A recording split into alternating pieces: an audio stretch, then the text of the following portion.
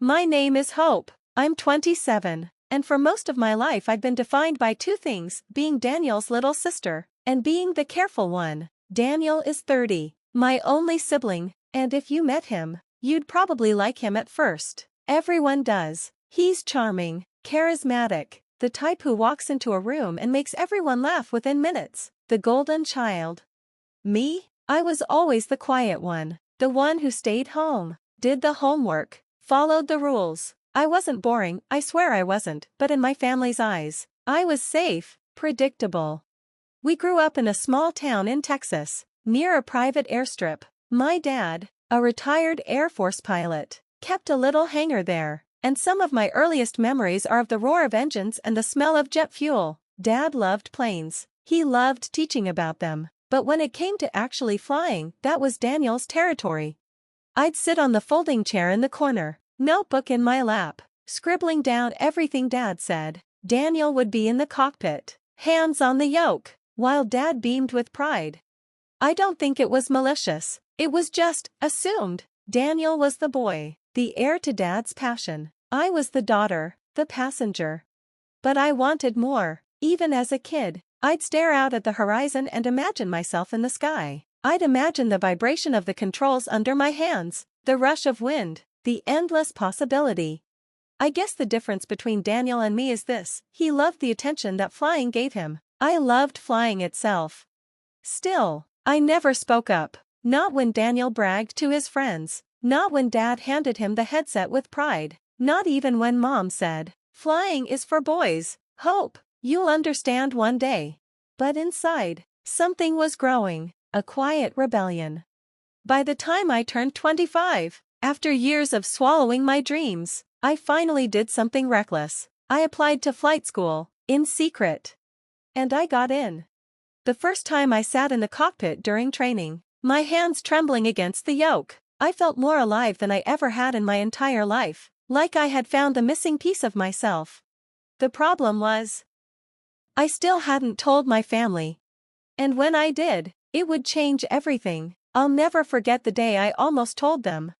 It was a Sunday afternoon, and the four of us, Mom, Dad, Daniel, and me, were sitting in the backyard around the old patio table. The Texas sun was brutal, the cicadas humming so loud it felt like the world was buzzing. Daniel was in the middle of another one of his stories, talking about how he'd handled crosswinds during a practice landing with Dad. He gestured with his hands, mimicking the motion of the plane, and of course, everyone was riveted. I sat there, pushing ice cubes around in my lemonade, my chest tight. I had just finished my first solo flight the week before. Me, alone in the air. It had been terrifying, beautiful, freeing. I wanted so badly to share it, to say, "Hey, I did it too. I can fly now." But then Daniel smirked, leaned back, and said, "You know, some people just aren't built for this stuff. Flying's not for the faint of heart." His eyes flicked to me for just a second, like he knew exactly where to stick the knife. Dad chuckled and said, "That's right. Takes a certain type of person. Daniel's got the instinct." Mom smiled proudly. He was born for it. I always knew. And that was it. My moment slipped through my fingers like sand. I stayed silent. Later that night, I called my best friend, Tasha. She's the only one who knows about flight school. I remember pacing my tiny apartment, the glow of the streetlights spilling through the blinds. "I can't tell them," I confessed. My voice cracked. "They won't believe me. They'll laugh." Tasha sighed, that heavy, protective sigh she always does when Daniel's name comes up. "Hope, you've been letting them write your story for too long. You're out here flying planes, for God's sake, and you're still acting like the kid in the corner with the notebook." Her words hit hard because they were true, but fear has a way of making you small, even when you've outgrown the cage. I didn't tell them, not that night, not for weeks after. And Daniel kept playing pilot, while I kept my secret tucked away like contraband. But secrets have a way of spilling, and mine was about to explode. It happened at Dad's birthday party. We were at the hangar, of course. Where else would my father want to celebrate? The space smelled of oil and dust and faintly of bourbon from the flask he always carried. Friends and family had gathered, and Daniel, naturally, was showing off the Cessna. "Hop in," he told one of his buddies, grinning as he slid into the pilot's seat. "Let me show you the controls." Everyone crowded around, watching like it was a performance. I hung back near the folding chairs, trying to blend into the shadows. Then Tasha showed up. I hadn't expected her to come, but she marched right in, her curly hair bouncing, her smile fierce. "There you are," she called, weaving through the crowd until she reached me. She hugged me tight and whispered, "Tonight, you're telling them." I froze. "Tasha, No, enough hiding. Hope, they need to know who you are, not who they think you are." Before I could stop her, she raised her voice. "So, Hope, how's flight school going?" The words hung in the air like a bomb about to detonate. The chatter died instantly, heads turned. Daniel actually laughed, like it was some kind of joke. "Flight school?" he repeated, looking at me. "She means college, right?" Tasha folded her arms, fire in her eyes. "No, flight school. Your sister's been training. She just did her first solo flight last week." You could have heard a pin drop. Dad's brow furrowed. "Hope, is that true?" My throat went dry, but I forced myself to nod. "Yes, it's true." Mom blinked, like she couldn't process it. "But, Hope, why would you?" Daniel cut her off with a sharp laugh. "Oh, come on. Flying isn't a hobby you just pick up. She probably took a joy ride with some instructor and thinks it makes her a pilot." Heat flooded my cheeks, but I stood up straighter. "I'm not pretending, Daniel. I'm in an actual program. I've been working for months, and I did my first solo." His smirk faltered for just a second before he scoffed. "Right, until you panic in the air and need someone to save you." I wanted to scream, to grab him by the collar and shake him until he understood. Instead, I clenched my fists so hard my nails dug into my palms. Dad's expression was unreadable, but his silence was worse than Daniel's insults. That night, for the first time, I realized something terrifying. It wasn't just Daniel who didn't believe in me, it was all of them. I don't think I slept that night. I lay in bed, staring at the ceiling, the echoes of Daniel's laughter still rattling in my chest like shrapnel. His words, "You'll panic in the air," were stuck on repeat. And worse than his cruelty was Dad's silence. Not anger, not pride, not even disappointment, just that blank, heavy quiet, like I hadn't said anything worth responding to. The next morning, Mom cornered me in the kitchen. Her robe was cinched tight, hair pinned back like always. She set her mug of coffee down with a sigh. "Hope," she said, "I don't understand why you'd keep something like this from us." I swallowed hard, "Because you never would have believed me, and I was right." "That's not fair." Her voice was sharp now. "We're your family. We only want what's best for you." I let out a bitter laugh. "What's best for me, or what makes sense to you? Every time I wanted to try something different, you shut me down. Piano lessons, debate club, track, remember? You said it was a phase. You never once thought I could commit." Mom's lips pressed thin. "Those were hobbies. Hope, flying is dangerous. It's expensive. It's not something you just dabble in." "I'm not dabbling," I snapped. My voice trembled, but I didn't back down. "I'm serious. This is real." Her eyes softened, but in that condescending way that made me feel small. "Sweetheart, you've always been careful. That's a good thing. But Daniel, he has the instincts. He's the one who was meant for this. You're safe where you are. Safe, always strapped in, watching someone else take off." I couldn't breathe. I pushed past her, grabbed my keys, and drove. No destination, just asphalt unspooling under my tires, my hands white-knuckling the wheel. Finally, I ended up at the airstrip. The hangar was quiet, dust motes floating in the sunlight. I ran my hand along the cold metal of the Cessna, my heart pounding. "You're just a passenger," Daniel's voice echoed in my mind. "Not anymore." I climbed in, settling into the pilot's seat, and closed my eyes. The smell of old leather, the familiar hum of the instruments, the weight of the yoke in my hands, it grounded me. This was where I belonged. That night, I made a decision. I wasn't going to argue with them anymore. I was going to show them. And when I did, there would be no more denying me. My chance came sooner than I expected. 2 weeks later, Daniel invited a group of friends to the hangar. I found out because Tasha texted me, furious. He's bragging again. Says you're pretending to be a pilot. Get down here. My stomach dropped. I could have ignored it, but something in me snapped. I was done hiding. When I pulled up, the place was buzzing with laughter. Music spilled from someone's phone, and there was Daniel, sitting in the cockpit, grinning, holding court like always.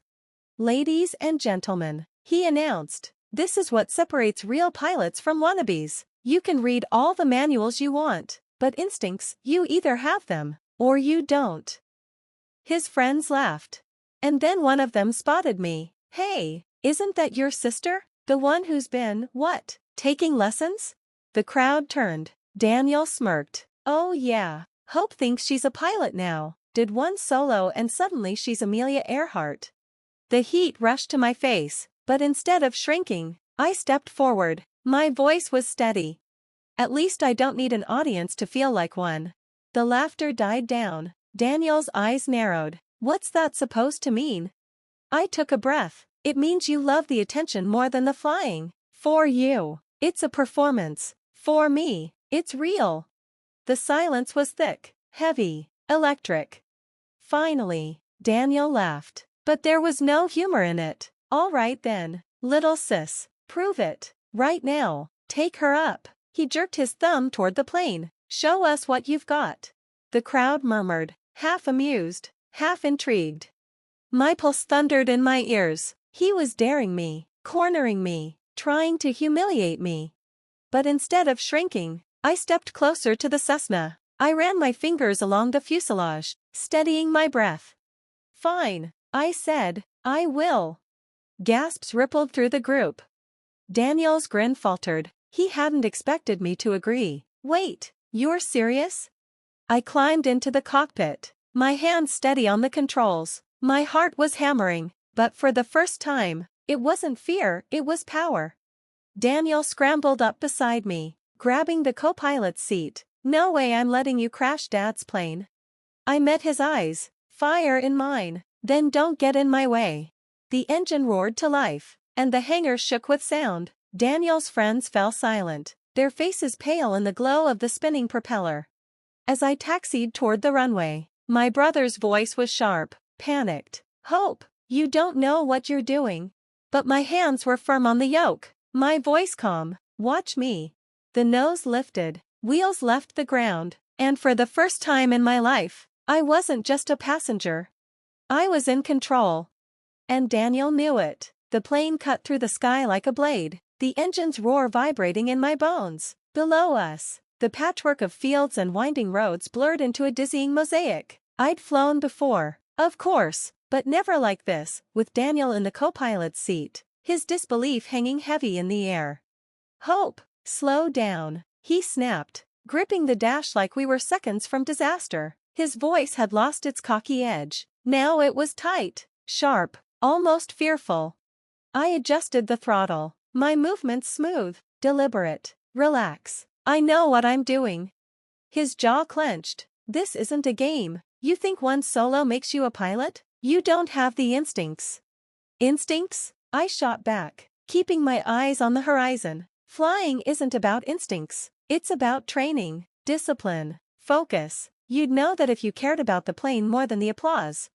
His face twisted, the charm stripped away. You think you're better than me now? After all these years of me carrying the weight? Dad teaching me keeping this family's name alive? Carrying the weight? My laugh was sharp, bitter. You've been handed everything. Dad's attention, Mom's pride, everyone's belief. I had to claw just for the chance to sit here. You never even looked back to see me standing in the shadows. Daniel's hand twitched on the controls. You're going to kill us both if you keep pushing this. I snapped my gaze to him, heat burning behind my eyes. No, Daniel, I'm finally living, and you can't stand it. For a few tense seconds, we just stared at each other, the hum of the engine filling the silence. His friends' cars were specks on the ground below, their headlights like tiny fireflies. They'd all be watching the sky, waiting for me to fail. All right, he said finally, his voice low. Dangerous. Show me, then. Prove you can handle it. He released his grip on the yoke, leaning back with his arms crossed, as if daring me to crash. Fine. I steadied my breathing and pushed us into a banked turn, the horizon tilting gracefully, the wings cut against the sunset, painting the cockpit in gold and crimson. My heart pounded, but my hands were steady, every motion deliberate, every adjustment purposeful. Daniel tried to keep his composure, but I saw his knuckles whiten when we dipped into a shallow descent. He was scared, not of the plane, but of me proving him wrong.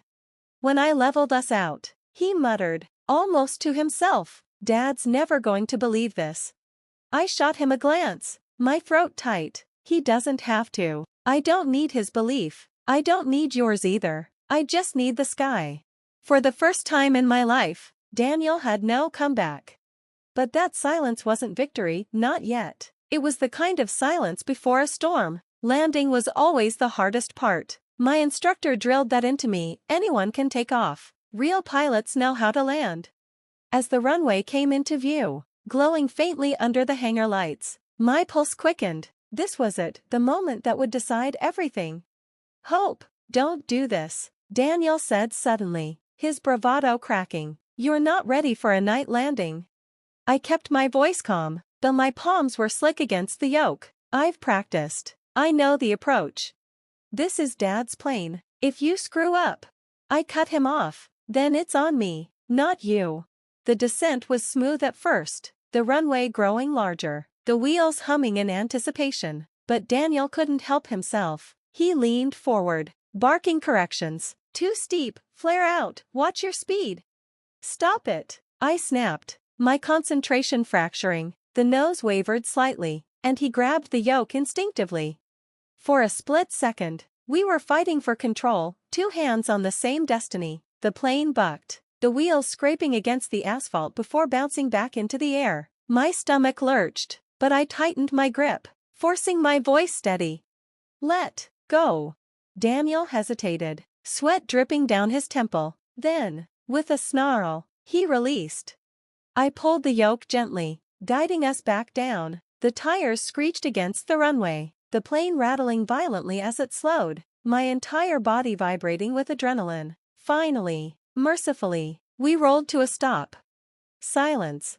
The kind that rings in your ears after a near disaster. Daniel exhaled shakily, staring straight ahead. His cocky grin was gone, replaced with something raw, vulnerable, fear, maybe even respect, but he'd never admit it.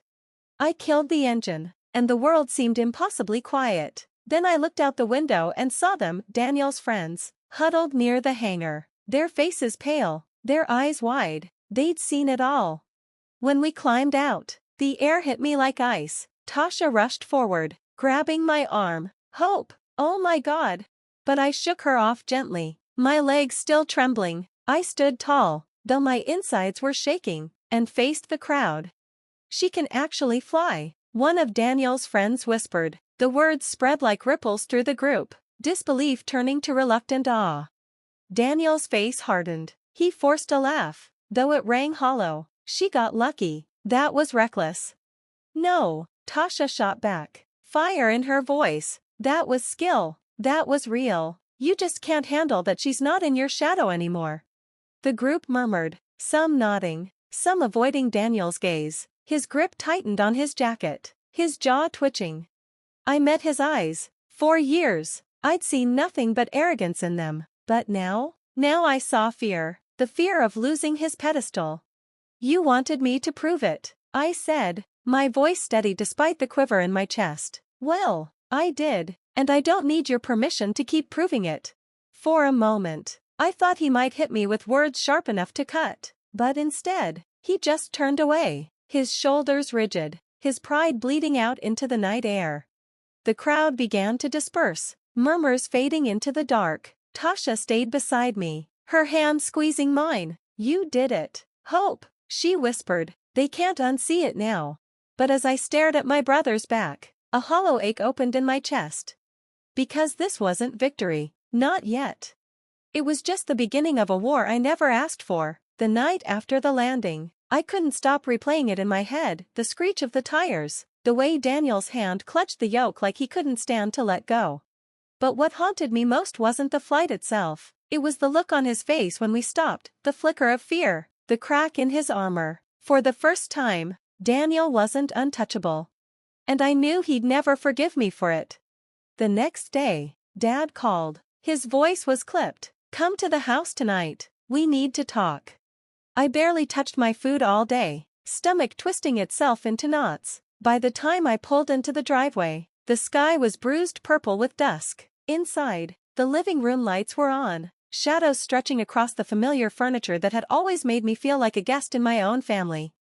Daniel was already there, slouched on the couch, arms crossed. Mom stood by the window, her hands gripping the curtains like they were lifelines. Dad sat in his old recliner, face unreadable. The silence was suffocating. Finally, Dad spoke. "So, flight school." I straightened my shoulders. "Yes, I've been training for months. I'm committed to it." Mom's voice wavered. "Hope, why keep it from us? Why lie?" I forced myself to meet her eyes, because every time I've ever wanted something, you told me I wasn't capable, that I was too careful, too safe. I needed space to prove, to myself, that I could do it. Daniel scoffed. "Prove it? You almost wrecked Dad's plane last night. You scared the hell out of everyone." I landed. I shot back. Rough, yes, but I landed. "You think I don't know what almost losing control feels like? That's what training is for. That's why I'm not quitting." His lip curled. "You think one shaky landing makes you a pilot? You'll never." Enough. The word was soft, but it cracked the air like thunder. Dad's eyes were fixed on me. For the first time in years, he was looking at me, not through me, not past me, to Daniel. "You flew that plane?" he asked quietly. I nodded. "And you landed it?" "Yes." A long silence stretched between us. Then, to my shock, his mouth twitched into the faintest smile. "That's more than most people ever do." Daniel's head snapped toward him. "Dad, you can't be serious. She could have wrecked it." She didn't." Dad cut him off, his tone sharp. "She got it on the ground. That takes guts." The room tilted. I'd spent my whole life waiting for words like that, but instead of joy, all I felt was a wave of grief for every year I'd spent unheard. Mom shook her head, her voice trembling. "I just don't understand. Hope, why take this risk? Why chase this?" I swallowed hard, my throat tight, because when I'm in the air, I finally feel like I belong. For once, I'm not someone's shadow, I'm me, and I'm enough.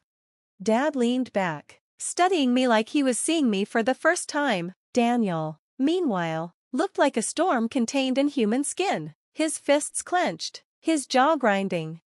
I knew then this wasn't over. The days after that conversation were unbearable.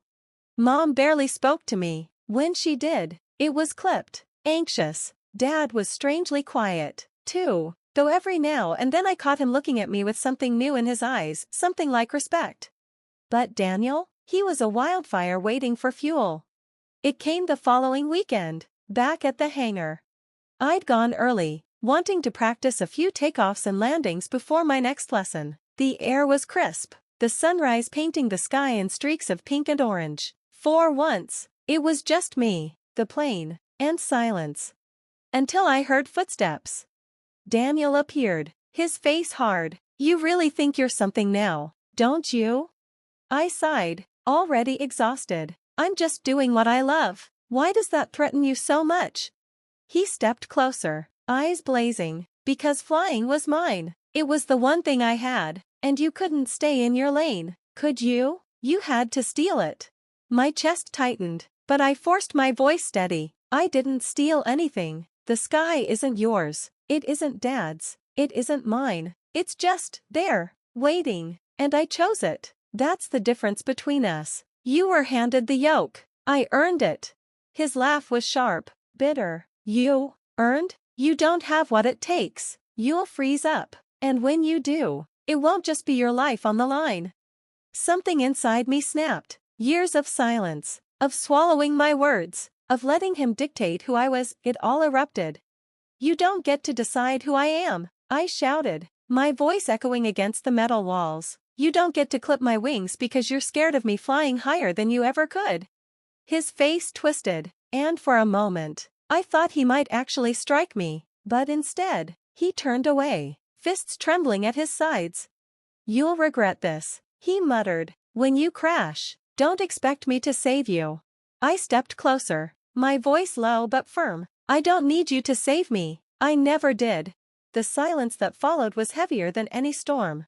For once, I wasn't the one shrinking back. Daniel was. His pride had no armor left, and all he could do was retreat. As he stormed out of the hangar, his shadow long against the rising sun, I realized something. This was the real flight, not the takeoffs or landings, not the hours of training or the logbooks filled with numbers. It was this, finally choosing myself, even when it meant defying everyone who had ever told me I couldn't. And I wasn't coming back down. I didn't see Daniel for days after that confrontation. Mom called a few times, her voice laced with worry, but I couldn't bring myself to answer. Not yet. I needed space to breathe, to think, to remind myself that the sky I'd fought for still belonged to me.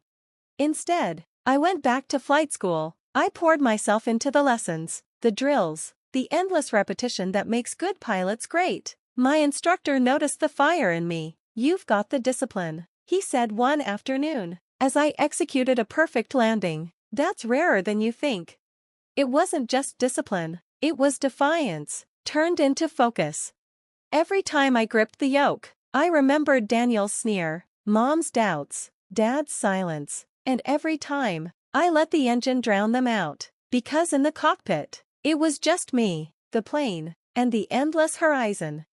Still, the weight of my family's words clung to me, no matter how high I flew. I couldn't shake the question, was I selfish for wanting this? Was I the villain for taking something Daniel thought was his? The answer came one evening, unexpectedly. Dad showed up at the strip. He didn't say much at first, just stood by the fence as I rolled the Cessna into its bay, wiping the sweat from my forehead. The sun was low, painting the world in copper and shadow. Finally, he cleared his throat. You looked good up there. I froze, my heart stumbling. What? He gave a small nod. Steady hands, calm under pressure. That's what it takes. You've got it. For a moment, I couldn't breathe. The words I'd wanted my whole life, you've got it, were suddenly real. But instead of triumph, I felt tears sting my eyes. Why now? I whispered. Why believe me now, after all this time?